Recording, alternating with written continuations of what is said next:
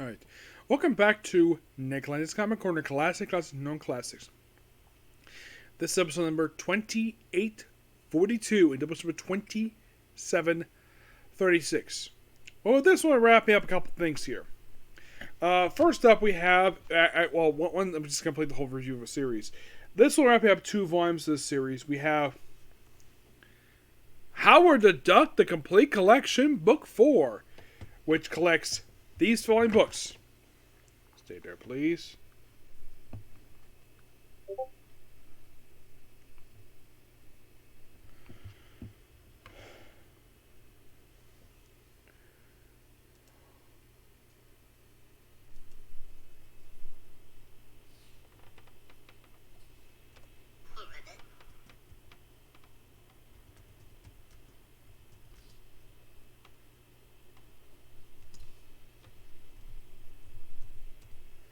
Alright, so basically here's what this book collects.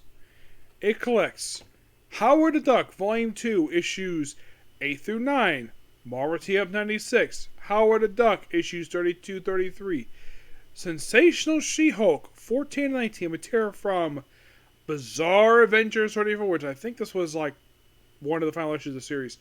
Marvel Tales, backup story from that one, 37-37, and Marvel Team-Up, Superstar Team-Up, number 5. Yeah, that's pretty much basically. Now, in the case of these last 2 issues of Howard the Duck, Volume 2, this pretty much basically has like Howard goes like it's like a parody of like Batman with this one.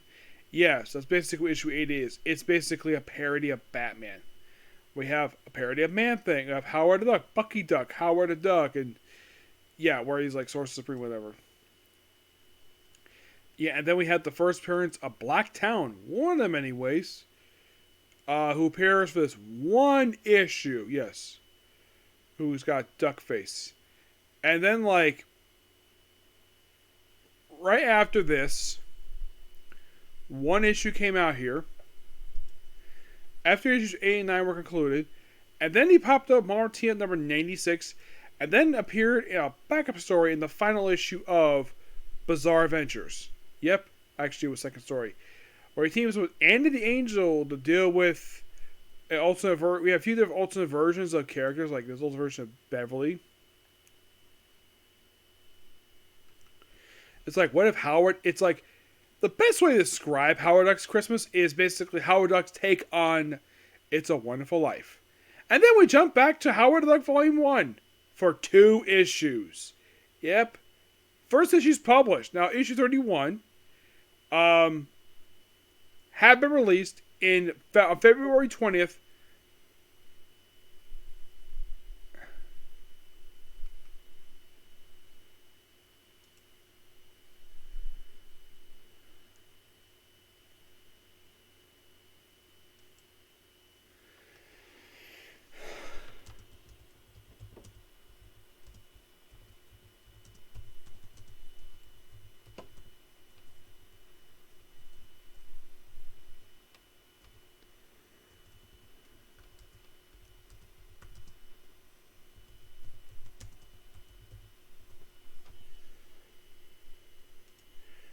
Okay, so here we go. Yeah, so it's basically Howard. Howard just deal with backstory, going underground. We first appearance of Central Rider, who is basically who just appears as one issue. Yeah, and in these couple issues here, we kind of almost indirectly write off Beverly.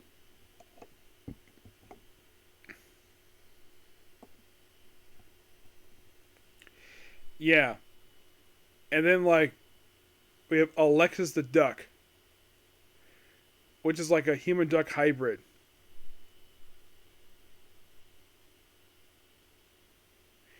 Yeah, and Sally Push appears as one issue, just very angry woman, and that she's never seen again. Then right afterwards, then we have this 4-parter, written by Steve Gerber, because I believe he was the writer of the book at the time.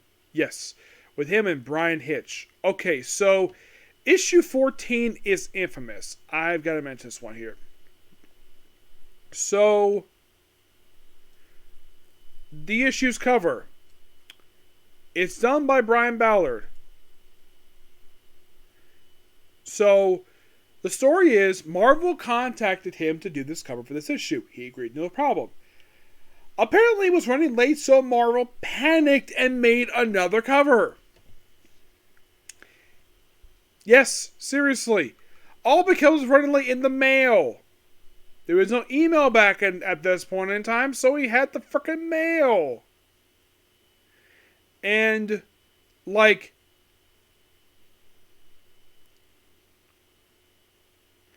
Yes, they got Mark Textures to cover. Now, it's because of this very cover that Brian Ballard has never done a single work for Marvel Comics since then. Yeah, I think this was his sole contribution ever to Marvel Comics. Well, one of few anyways, yes, because apparently he also did the cover for Howard like 33, Shizzy 14, and then he did Prince of Lies 16, and that was it. Interiors, he just worked on, the only interior he ever worked on was, that wasn't the official handbook, was Heroes for Hope starring the X-Men. But it's like he never had anything major at Marvel. And it's all because of this cover. Is it a terrible cover? No. It's because Marvel panicked. I actually heard about this thing via Jerk Comics. Yes, Uncle Jerk Comics, he did a whole video about this one cover. About Brian Ballard contact, the whole thing. And it's because of this, he never had a major run on Marvel, because of this one cover. He may have done like a one-off issue here as a handbook, but nothing really major. No major comic he worked on. Yeah, he'd been working on one cover of Hell's Prince of Lies, but that was it. So, if I want to point the blame what happened with this cover, I don't put it on Brian Ballard. From what I've heard, he did it on time. He basically turned it and it just took a while in the mail. It's the mail! Marvel panicked over the mail system. This is something that's basically been irking people for decades about the mail. People have been complaining about the mail taking too long. Like, my dad once told me this, where certain mail was sent a pallet for over a week, and the thing is, they have to wait until the box is full in order for it to go out. Yes, that is how the mail system works. Yeah. So this whole four-parter is basically She-Hulk going to space, and she gets de-hulked for a few issues. Yes. Also get first appearance of Baloneyverse. Yeah, everything is being baloney. It's like Howard shows up here for a quick 4-part adventure. And his last appearance part of this was actually in Marvel Tales. Yeah, the Marvel Tales issue was interesting. It's him meeting up with Spider-Ham. Yep.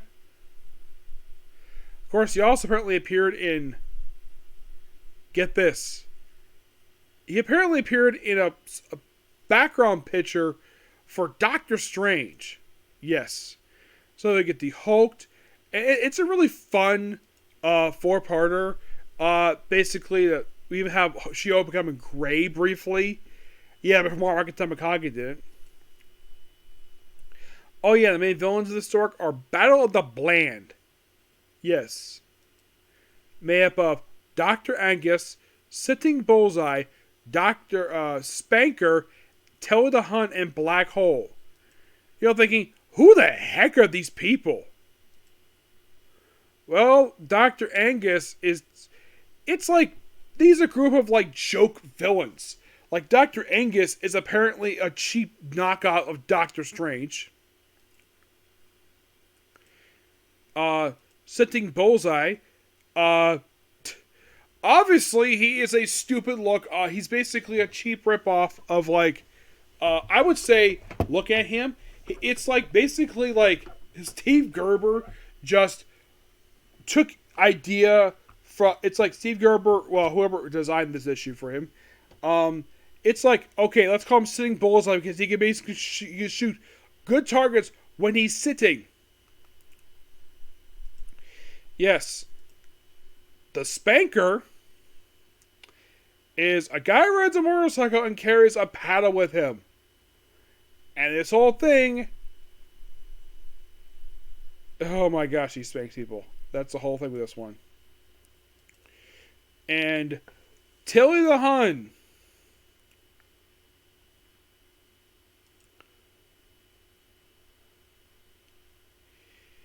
Yeah, it's like basically like, yeah, more joke characters. And get this. Yeah, okay, so the Battle of the Bland, it's like this whole issue is a follow-up to a story from, yeah, basically that's what this four-parter is. It's like, ooh, let's have basically Howard the Duck fight characters he fought back in the 70s. For reasons, and working alongside She-Hulk with her in the flying car. And a dimension of suicide. Yeah, it's a green car that apparently She-Hulk still has.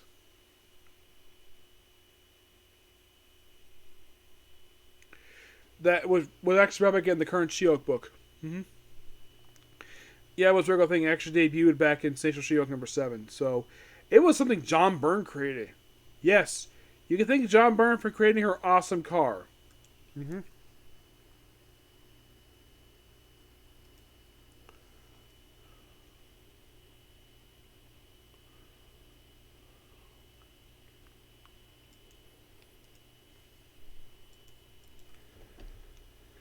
Yeah, but I really enjoyed this four part. I thought it was a lot of fun. Mm-hmm. Last thing publishing here was Sparman Team number 5, which he appeared in a backup story for this one. But it's like, ooh, let's have Spider-Man team up. Let's have the clone of Spider-Man team up with Howard the Duck for an issue. And apparently take place during, get this, Savage Dragon / Destroyer Duck. I have never read this comic, but it's like, ooh, let's have Steve Gilbert a comic book where Howard the Duck teams up with Savage Dragon. And Eric Larson think the issue. Yes, this will be something I will talk about in the future. Oh my gosh.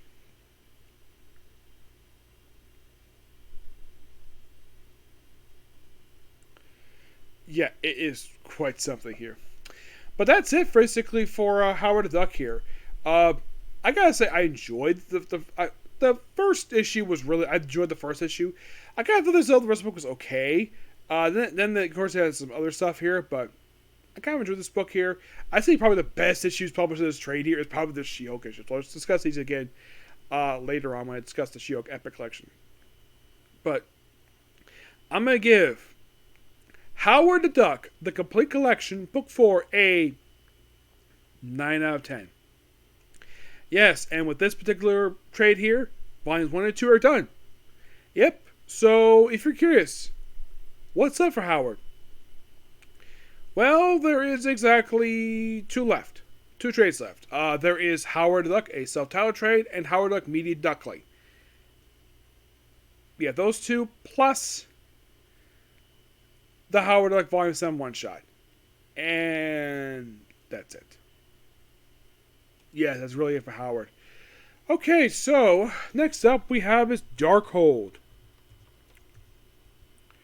From the Pages of Sin.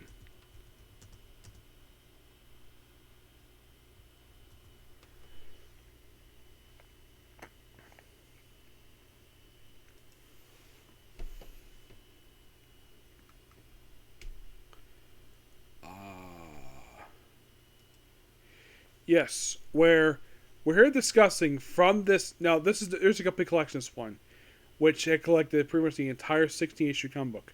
Now, in these issues, basically, it's also a bit of a team-up book per se, and who teams this book is quite interesting.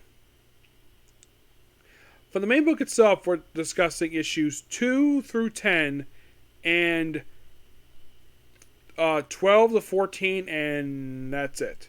Yes. Now, the Darkhold Redeemers, that's the start of this book. It's made up of Vicky Mercedes, who was brought back for Carnage, Louise Hastings, and Sam Buchan. And they debut with the rise of the stuff related to Midnight Suns. They would disband like not long after the cancellation of this book. Yeah. But they would be briefly brought back for some other books, but yeah, but Vicky herself, she actually would return.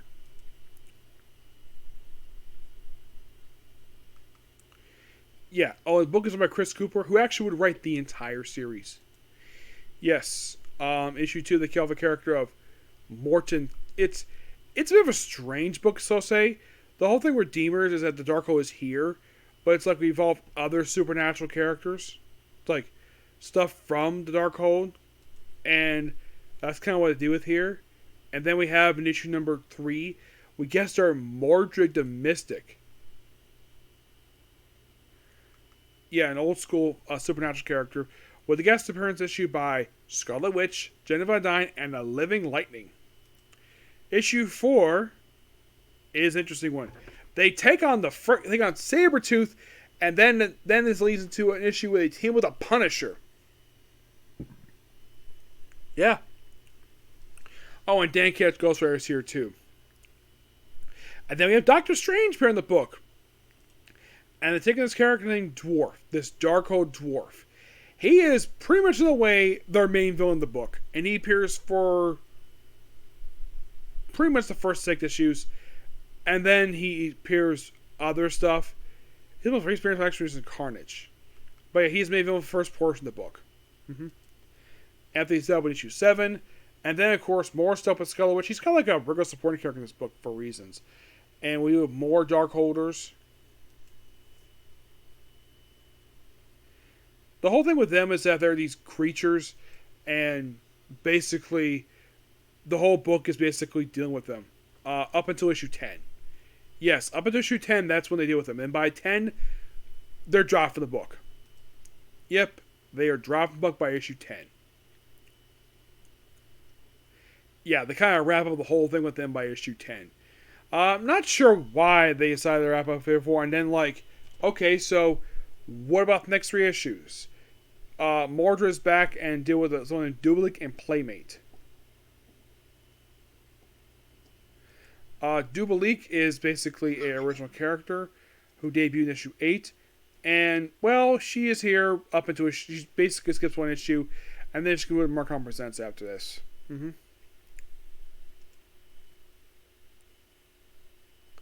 It's a brief thing with them, and of course deal with also character Monstrosity issue 13, who appears for 1 issue, just this weird creature who always pops up for issue 14, and that's it for the book. Mordred himself, it's really cool character. I am glad that Chris Cooper featured him because he's a cool character. But in case you're curious though, was he featured after this book wrapped up? Kind of yes. Basically when the book wrapped up, he appeared very sporadically, like some Midnight Suns books. And then he was brought back for Mighty Avengers Volume 1 for a few issues. And then he was brought in for Squadron Supreme Volume 4. Yeah, James Arbus brought him in as a supporting character in the book. Yeah, and then he appeared in Champions Volume 2, and that was it for him. Alright, what about Miss Vicky? Vicky Musso, who's basically the star of the book. Yes. Apparently, she's an open lesbian. So, after the book wrapped up, because she's featured in pretty much the whole book. I don't know why issue 16 is not featured here.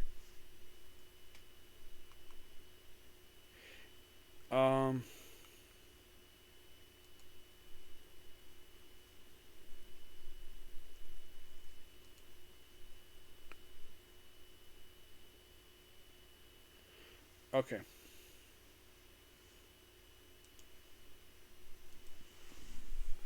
Yeah, after the book was completed, and after the whole thing with the Midnight Suns wrapped up, basically she was featured as a recurring character in Doctor Strange. And then she returned first in Amazing Spider-Man, and then she appeared as a recurring character for Carnage. Appeared throughout the entire book, and then she did very little as the book wrapped up. See, Carnage wrapped up in 2017. Yeah, they pretty much wrapped the book up with that issue, and then she appeared in Marvel Voices Pride, Crypto Shadows Volume 3 1, and then she returned for Midnight Sun's Blood Hunt for this one miniseries because she's previously part of that group, and that's pretty much it.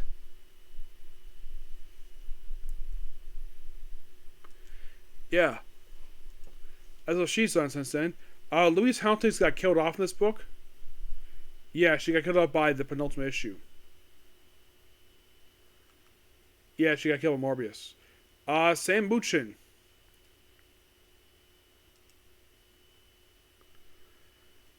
What did he do after the book wrapped up? Well, after the events of The Rise of Midnight Suns, he got put over Marvel Presents for a little while, and then he pops up basically like it seemed like a lot like in flashback. They appeared for 699.1, which is a backdoor How to Morbius book. But you could say probably his last appearance was in the final issue of Marvel Presents, and that was it for him. Mm-hmm.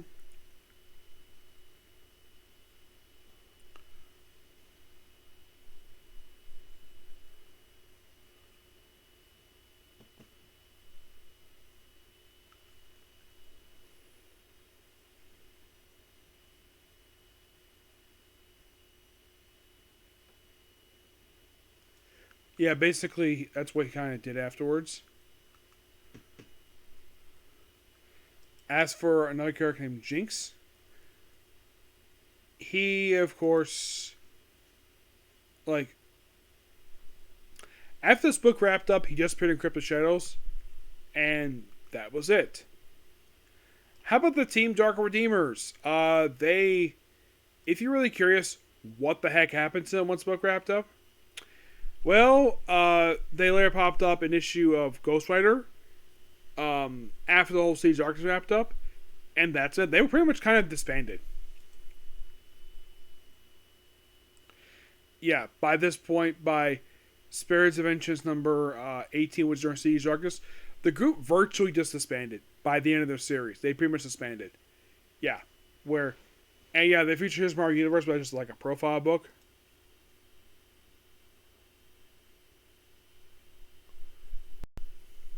It's a recap book, but you could say, yeah, by the time the book ended, basically the group did pretty much nothing. Yeah, they pretty much were disbanded. Great concept, Darkhold. I love the book itself. Like I said, there is a complete collection for this thing. Try to find it on Amazon. The best place you can find it there. Yep. Oh, and since this book, I finished this book here. The reason I skipped over issues 1, 11, 15, 16, because 1, I reviewed Rise of Midnight Suns, 11, Midnight Massacre, and 15, 16, Siege Darkness. So let's went to this book. This book had replaced Morbius, because of much love of that book, so I just reviewed the whole thing of that one. And I finished this book, like, what's next? Well, I'm bringing back Punisher Warzone, because I really want to do Suicide Run, so I'm going to do that next for that one.